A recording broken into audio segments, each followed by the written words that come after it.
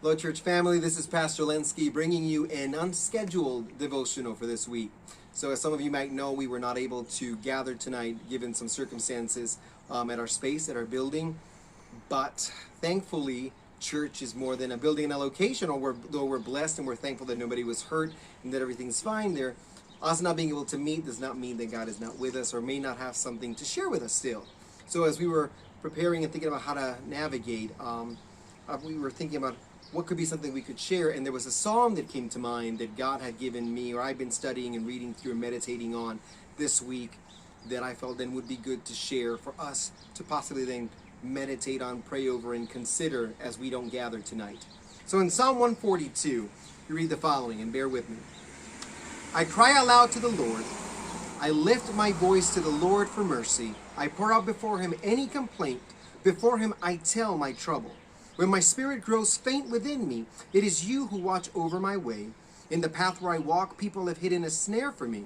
Look and see. There is no one at my right hand. No one is concerned for me. I have no refuge. No one cares for my life. So I cry to you, Lord, and I say, you are my refuge, my portion in the land of the living. Listen to my cry, for I am desperate in need.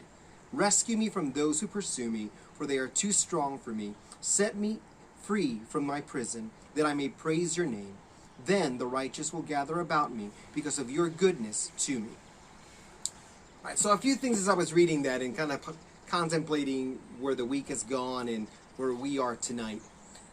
What I love about the Psalms is that oftentimes God uses them to give voice to the issues, the complaints, the concerns, the pain, the longing that we have that we may not have words for. Some of us may, but a lot of us may not at times. And what I love about it is that the author is very earnestly sharing the fact that they feel isolated, oppressed, and alone. That there's nobody on their right, on their left, nobody there that supports them, nobody that's encouraging them. That his enemies or the circumstances against him feel as though they're laying snares and traps at their feet and they feel overcome. But at that point, they turn to the Lord and they find refuge and strength in the Lord. That the Lord is a blessing and that the Lord sees them in their need and will carry them and bring them out. And in doing so, then the author can turn to praise, and in that then also minister to those around them so that others will see what God has done for them and find encouragement for that.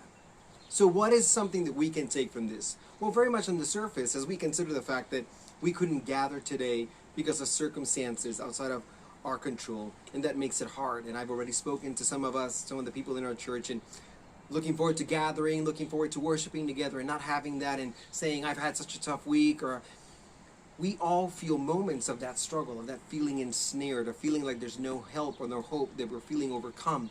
It is great to be reminded that this is something that people have experienced throughout the history of the world and of humanity.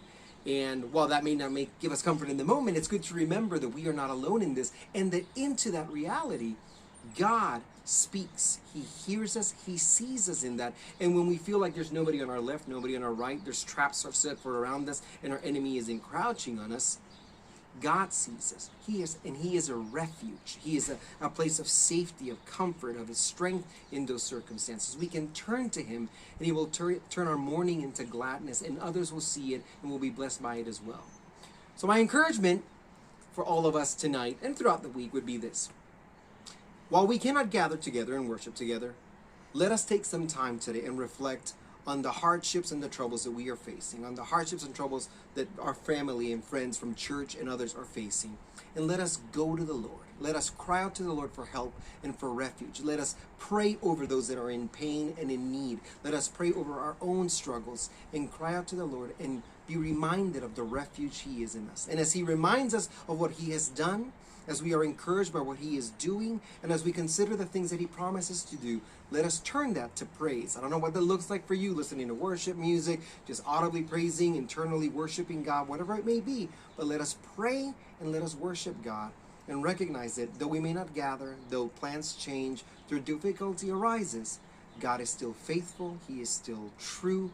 He sees us in our times of need, and he doesn't abandon us, and he steps into those things with us to see us through. I pray and hope that you will read Psalm 142 and any others, that you will be encouraged and be reminded of God's love for you and his care for you. Sorry we couldn't be together tonight, but I am encouraged that God is still with us wherever we all are, in our homes, whatever else we end up doing today. May we be together in prayer, together in worship, together in spirit, and then just gather together next time. Until then, may the Lord bless you and keep you.